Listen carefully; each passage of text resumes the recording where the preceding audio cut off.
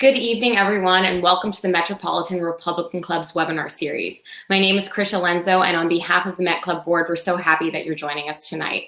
As a reminder, we have a donation link in our live chat, and we hope you'll make a contribution to help support our club to continue to bring events like these. Tonight, we are happy to have Mike Gula joining us. Mike is the co-founder of Gula Graham, the largest Republican fundraising firm in the country, and Prime Advocacy, the leading DC fly-in and logistics firm.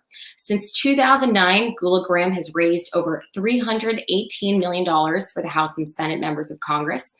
Gula Graham developed and led the implementation of fundraising action plans for a multitude of successful high-profile races that have included some of the most notable names in competitive seats in the US Senate, for example, Senator Pat Toomey, Senator Marco Rubio, and Senator Ron Johnson. So to start us off, welcome, Mike. Thanks so much for having me. Really looking forward to this.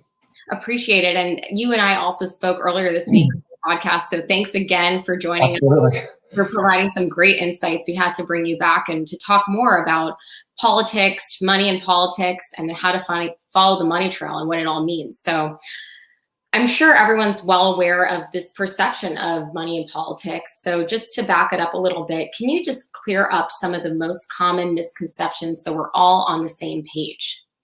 Absolutely. One of the biggest misconception in what I like to tell people about Washington, D.C. is 99.99% of members of Congress are great people. They're here for the right reasons. They want to help. They want to help their constituents. They love their country. They love their district. And I think that really gets lost in the day-to-day media, where they just focus on House leadership and they just want to just villainize members of Congress. I've dealt with almost over 125 members of Congress candidates in my career. I'm probably over 150. And they're wonderful people. And I wish the national media, for one, emphasized that the members of Congress, candidates running, are doing it for the right reasons. Second, the biggest misconception is how much money influences members' decisions on a yearly basis. Members of Congress are not influenced by money, period. Members of Congress use money to run campaigns. If people want to get money out of politics, they truly need to get money out of TV stations that charge an exorbitant amount of money to run campaign ads on television. Throughout my entire career, I never had a member of Congress say, how much is this PAC giving me because that's going to decide my vote? Or I want to do this because this company gave me X. That's not the way these members of Congress think. They just don't act like that. They don't think like that. Staffers don't think like that. So there's too much of an emphasis of a, quote, influence of a PAC given to a member of Congress. Because quite honestly, a PAC, every PAC can give $10,000 per member of Congress per cycle. So for example, take the pharmaceutical industry. The pharmaceutical industry now can give a total of probably no more than $125,000. And that's like you're talking Pfizer, Merck, Johnson & Johnson, a couple others. A member of Congress will raise on average between $1.2 to $3 million. They're not going to sell out for $100,000. They're not going to do something that goes against their beliefs, hurts their constituents, or hurts their party for $100,000. So that is the biggest misconception, that members of Congress can be bought, or they're voting a certain way because of money. It's not that way at all. Since you mentioned PACs, I think a lot of us do understand what a PAC is, but can you just talk about some of the different PACs that are out there and what distinguishes them? Sure. So just for those who don't really know what a PAC is, because you hear so much thing about corporate money in politics, there's so much corporate money, there's so much money. A PAC is employees' salaries. It is employees voluntarily giving up their paycheck. If you make $75,000 a year, you're giving up a portion of your paycheck voluntarily to a PAC.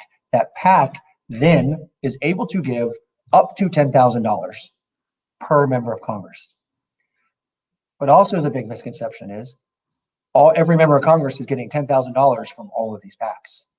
Very rarely do members of Congress get $10,000 from every PAC. That's only House and Senate leadership would that generally happen. Your average rank and file member of Congress is not getting $10,000. Even in their specific committee, they're not getting $10,000 from those PACs They're involved in those. Then you have a leadership PAC. A leadership PAC is where members of Congress get PAC money, corporate PAC, like a money from, say, Verizon or Lockheed Martin.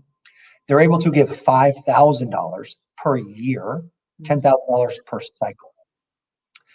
A lot of the times, leadership PACs, they also get money from other members of Congress. Where we're like, well, why does a member of Congress give another member of Congress money? Well, it's to boost their fundraising numbers so they can go spend it on a campaign. So a leadership PAC is people want to raise a new leadership PAC so they can give it out to other members, so they can give it back to the party, like the NRCC, or they can give it to the RNC, but it's generally to give money out. A super PAC, which is what you hear all the time, CNN, Fox, everybody said, well, super PAC this, super PAC that. A super PAC is unlimited amounts of money, but the biggest difference is if Mike Gula wants to give $1 million to the Donald Trump super PAC, that's great, I can do that. But Donald Trump's campaign is not allowed to dictate how that money is spent. They're not even allowed to say, can you give $1 million? They're not allowed to say that. This is individuals who form their own PAC and then on behalf of the president or behalf of a senator spends it on whatever they want to spend it on to promote or to hurt a candidate. So there is a firewall. I've done a super PAC before for Senator Marco Rubio for his presidential run. There is a real firewall. They do not even come close to a line as it relates to a super PAC.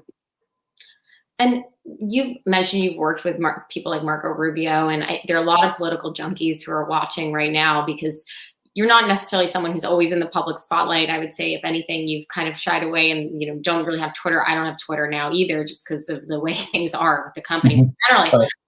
But wanting to hear about how you work with candidates. What is the process for vetting these candidates? Because we have a lot of New Yorkers who might even consider running who are watching right now. Sure. There's a real formula to run for the House, to run for the Senate. And too many times, candidates try to win their race in Washington, D.C. You're not going to win your race in Washington, D.C. You're not going to raise a lot of money in Washington, D.C. Is it good to come to Washington, D.C.? Occasionally, absolutely. Too many times I'd have candidates want to come every single month. They'd want to come here for 4 days out of the week. I'm like, you're not getting votes here. Too many times you see Capitol Hill, you come to the Capitol, you meet members of Congress, and they just become enamored with it. So they don't ever want to leave.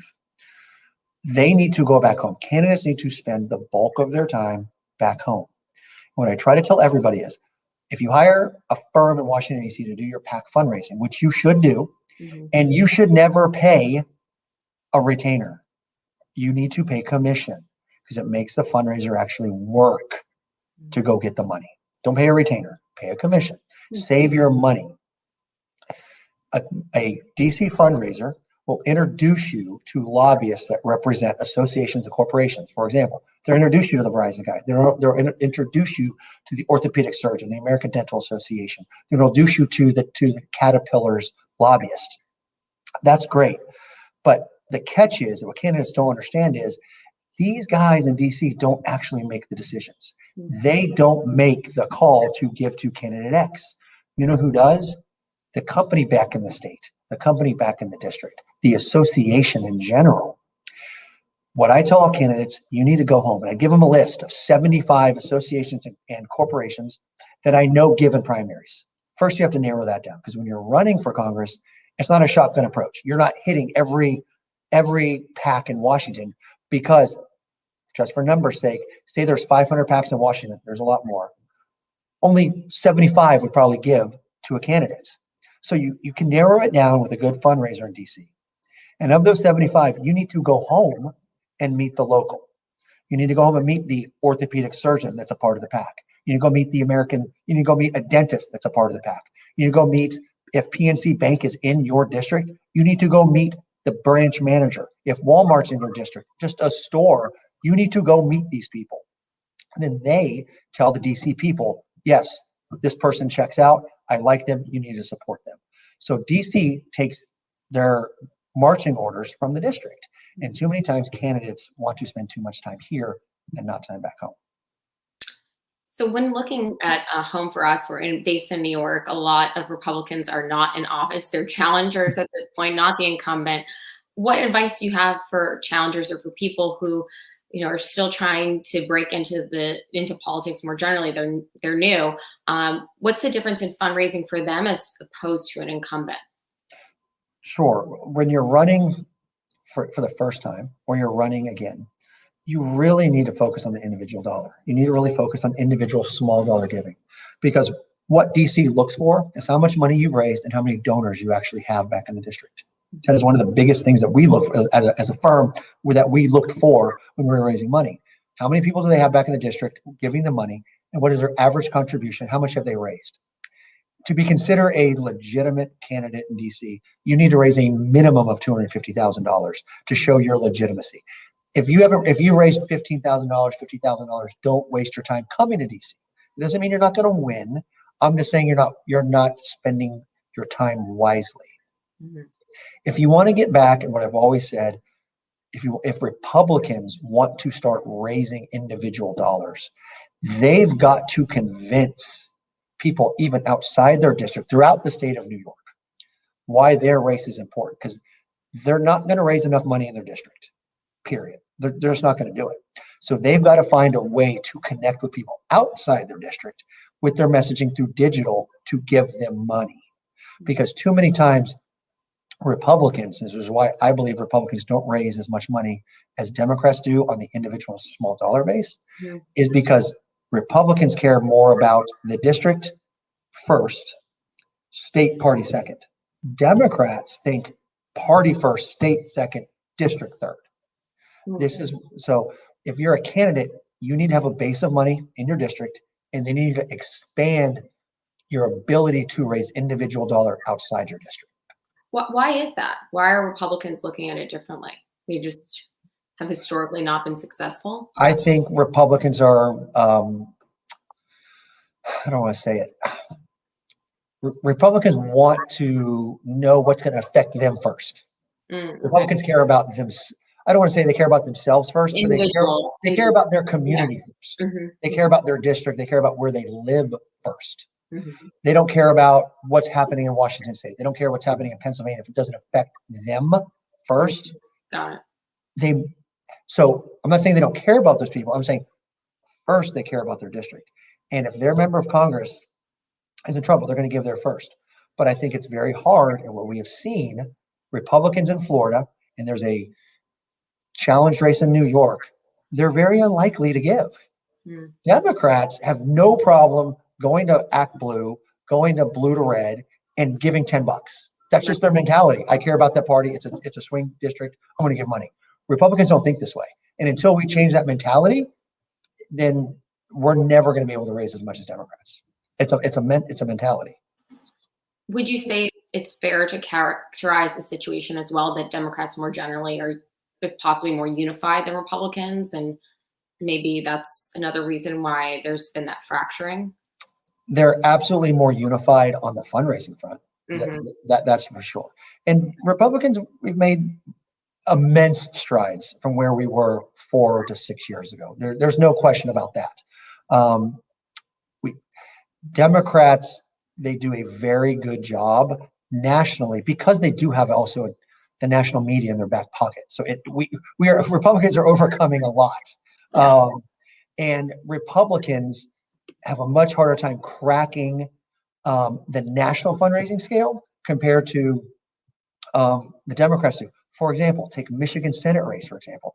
We could have won that race. We had a great candidate, African-American candidate, national media didn't care. Mm-hmm. And it's so hard for somebody like that to break through on the national level, to raise money, to compete against a challenger, if the national media completely ignores the race. So Republicans are handicapped in that regard. It's not an excuse, that's just reality. When you mentioned you have a great challenger, you have a great candidate, and we are seeing new candidates come to the fore, especially now when there's been a lot of upset given the last election. What in your mind makes for a good candidate, and Republicans, who are aspiring to run, what advice would you give them? Sure. I've dealt with a zillion candidates, and I know I might say what I'm about to say might sound so like, of course, this is so basic. You actually have to have a real reason why you want to run for Congress. Mm-hmm. And it can't be like, I want to balance the deficit. I want to defeat socialists. That means nothing. Right. It means nothing. You actually have to have a reason, a specific reason, a micro reason why you're running for Congress. And it can't be wasteful spending. People don't latch on to that. They don't care. Donald Trump, how did he do so well early when he was running? Immigration, immigration, immigration. Then he was able to expand, but he had a specific reason why he was running for president. Candidates, I think too many times, are macro. And especially when they come to Washington, and one advice I would give in Washington is, these DC lobbyists, they don't care about your platform. They don't care at all. All they care about is how much money have you raised, who's your pollster, who's your fundraiser, and why are you actually going to win? They don't care where you stand on XYZ issue. They don't care at all. So don't waste time talking to DC people or members of Congress when you come here about your platform. They're not your voter. Tell them why you're going to win, how much money you've raised, because when you're running for Congress, your campaign team is as valuable as you yourself as a candidate. And you see so many talking heads get on television, get on Fox News, get on MSNBC, get on Newsmax. You have people that are not candidates get on these stations. If you're a candidate these days, you need to hire a booker. You need to get on television. Don't be afraid to go on Fox News. Go on Newsmax. Go on whatever. Get on television. Go on television. And I think that is completely lost on candidates, where they think they won't get. They will put you on television. If they put a no-name DC insider on television, they will put a candidate on television. Just don't be afraid to go on. But if it's a candidate, say that they don't necessarily have a stance or they're unknown, it's like, how do you even break in without that backing? That's why you need a booker. That's why you need to pay somebody. If you're going to pay a fundraiser, you're going to pay a general consultant. You may as well pay a booker. You need media. People need media training, and don't rely on the media training from the RNC. You need to. People spend too much money on campaign consultants. Get a media booker. Get a media person that can teach you to speak on television. I've had two candidates that are now members of Congress that did that, and they are amazing. They do great on television. They do great on the House floor. It's because they have media training. And you can't rely on the NRCC or the RNC giving you the media training, which they do, for 2 hours when you come to Washington, D.C. Now, shifting gears a little bit, this is a conversation you and I have spoken about before, but certainly the media makes a lot of it as well with corporations these days. It seems like Republicans are attacking corporations, especially now with the Georgia bill and the way that certain CEOs are coming out for and against, and even social justice reform. A lot of different people are taking a stand in the corporate sense. But do you think it would be a mistake for Republicans to fight back with these corporations that are making their politics known? Yeah, if you fight against them, they'll stop giving you. And it's literally biting the hand that feeds you. I'm not saying that you have to become woke and like go along with what Delta's saying or Home Depot's saying. I'm just saying you need to be respectful of who's actually giving you the money. And here's another big misnomer in Washington that would infuriate me. PACs in Washington don't give Republicans any kind of rope at all. If you don't agree with them on one stance, or you might take this Georgia bill and you might believe in it because what they're doing is right, they will just cut you off. But Democrats, they get a ton of rope. They could be voting against all kinds of stuff with Caterpillar or Verizon or XYZ, and they could vote against them 10 times. They're like, you know what? We got to give them $3,000. We got to give them $5,000. So as a Republican, we're held to a different standard, without a doubt, especially when you're able to raise money. And two, they have to be careful, because if they go too hardcore against PACs and corporations, where are they going to raise their money? Because it's not going to be from individuals. It's not going to be from individuals around the country. So they have to walk a very tight line. Let the leadership go out and do it, but the leadership should be very careful on how they approach it, which you've seen it being tempered back. But be very careful with the hand that feeds you. And now, once you're in Washington, we again have a lot of people who are already there listening in. What is the typical day like for someone who's working alongside a candidate, maybe someone like yourself, or even, more like a staffer who would be alongside a congressperson or a senator? What would their day look like? And, how could they progress in their career? Okay, so are you, just so I answer your question right, are you asking what's a standard day for a candidate who comes to Washington, or A student who comes across, and that's a good differentiation. I mentioned a staffer, but a candidate, what would their typical day look like? And then as a staffer, how would you make that transition to becoming either more involved in a candidate's overall campaign going forward, or even transitioning to being your own candidate? Sure. A candidate's day in Washington, D.C. is crammed. If your fundraiser is the one who's setting it up. If they're not setting up a minimum of 10 to 12 meetings per day, then they're not doing their job. And they should be giving you a briefer 2 days before with all the meetings set up. Meetings are anywhere from 15 to 25 minutes, no more than 25 minutes. It's basically like speed dating. And it's great. You should be meeting all the top DC lobbyists who actually give you money, not just a PAC or association that's not going to give you money, which is very important. The fundraiser should be providing to the candidate, how much money has this PAC given to a candidate before? If the answer is zero, you should say, well, why am I meeting with you? They meet with members of Congress. I find that to be a waste of time. The member of Congress is not going to write you a check unless the primary is over with. They're just not. They're not. Especially if you're meeting from somebody. If you're running in Louisiana, it gets me very difficult for a congressman from Louisiana to give to you when there's 4 other people in the primary. He just doesn't need to do that. So I'd stay away from that. If you can meet with leadership just to get on their radar screen. A lot of the times it's important to meet with leadership staff, meet with the chief of staff. That's also very important to get on the radar screen. As a staffer who's with the candidates, the most important thing is follow up. People don't follow up in Washington. Get all the business cards you can. The candidate's not going to have time to follow up. You need to follow up. Stay in touch with these people. People get 1,000 emails a day. It's okay if they get 1,001. People want to progress their career in Washington. They need to follow up with people. They need to talk to people. They need to talk to people outside of just when they want something from people. We're getting a lot of questions in the comments about the overhaul of campaign finance law and your thoughts on that. If you could just, provide some insights as to where you stand. Sure. Right now, as you see, individuals are now able to give $5,800, I believe. When I started in politics, it was like $4,800.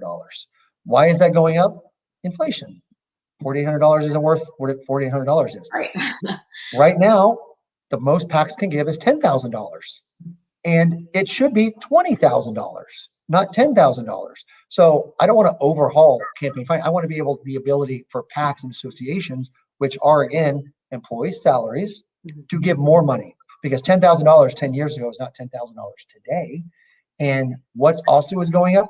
The cost of running a campaign, the cost of getting on television, the cost of doing digital. So if that's going up and individuals are allowed to give more money, why can't individuals inside a PAC give more money and then PACs give more money? So I'm all for more money in politics as long as it costs more money to run for Congress.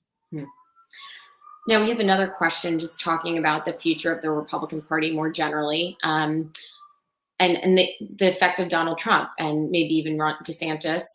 What is your view on Trump's role as a leader within the Republican Party with respect to its effect on fundraising and how that might help or hurt candidates? I don't think he hurts candidates raising money. I think he only helps people raising money. Right. If you can get him to tweet on anything, you will raise money. It's that simple. There's nobody else like him that can help you raise money. Agree with him, don't agree with what he says. He sends out to his list, he endorses, he supports, he does a fundraiser for you. You will raise a ton more money than any other member. What other people also have to understand is these senators or even leadership, just because they're in the papers, that doesn't mean people actually know who they are. Right. It's just that simple. I mean, I remember doing a fundraiser back home in Austin, Texas, where I'm from, with a member of Congress, and we had the House Speaker there. I'm not going to tell you what year. And people in the room were like, who is this guy? And you would think these people that are giving $5,600 would know who the House Speaker is, but they didn't. But people would know who Donald Trump is. Mm-hmm. and they believe in Donald Trump, and they're going to give money to whoever Donald Trump's supporting. So I don't think he negatively affects fundraising at all. In terms of some races, I don't know if you could comment on this, but some of the races you're following right now that you feel really strongly about going forward, or at least certain candidates you could speak to about potentially being the future of the Republican Party. Are there any standout names? Standout names. Mm-hmm. I hate. Or even incumbents, actually. I mean, you have to look at the general makeup of the party. Mm-hmm. And we made amazing strides of electing more Republican women than we ever have. Mm-hmm. Yes. We should ride that wave. I mean, women need to run, minorities. We need to be seen as an inclusive party. And the national media is going to do everything they can, truly, to combat that narrative. That you hardly heard that we had more women elected ever in the Republican Party. We had fantastic minorities running who won, but again, it's to overcome that tidal wave. We need more minorities in leadership. Period. They need to get on television every day. Mm-hmm. Who gets on television every day? Leadership. Mm-hmm. It's very difficult for our female and minority candidates to get on television if they are not in leadership. It's just because CNN, Fox, they're not interviewing these guys that are just the rank and file that are going to be the future of the party. We at the Met Club in New York like to pride ourselves on the fact that we're a very action-focused club. What is the best way for our individual membership to take action? I know you mentioned donating a little here, donating a little there, but what's another way that we can go about being the most effective members that we can of the New York Met Republican Party? Sure. I think Republicans need to start pushing back. I think we just shouldn't be defending who we are all the time, and that seems to be what we're doing. Mm-hmm. And I think the Republican givers and Republican donors want to see us pushing back and fighting back. And one of the big waterline marks for me was the Brett Kavanaugh hearings. Mm. That completely crossed the line on personal attacks and character. We're literally trying to destroy the guy's life. Mm-hmm. Yes, we did push back a little bit, but people in New York, it's obviously a Democrat state.